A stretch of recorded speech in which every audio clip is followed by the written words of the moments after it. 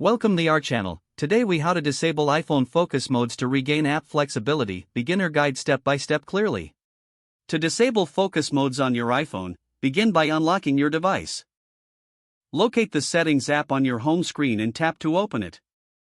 Scroll down until you find the focus option and select it. In the focus menu, you will see a list of all your current focus modes. To disable a specific focus mode, tap on the mode you want to adjust.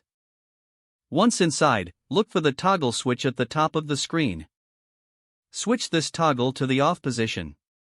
You will see the color change, indicating that the focus mode is now disabled. To disable additional focus modes, repeat the same steps for each one you'd like to turn off. After disabling the desired focus modes, use the home button or swipe up to return to your home screen. Now, check your app notifications to ensure they are coming through as expected.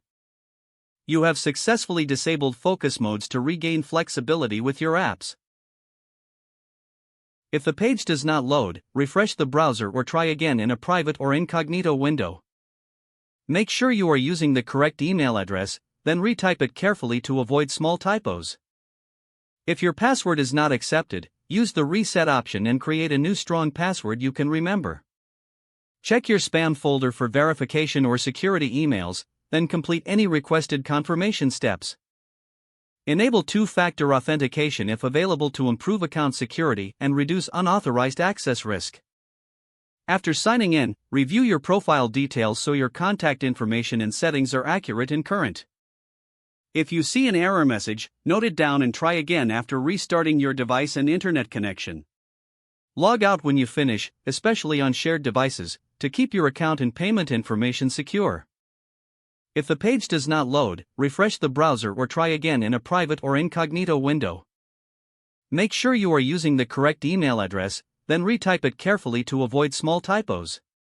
If your password is not accepted, use the reset option and create a new strong password you can remember. Check your spam folder for verification or security emails, then complete any requested confirmation steps. Enable two-factor authentication if available to improve account security and reduce unauthorized access risk. After signing in, review your profile details so your contact information and settings are accurate and current.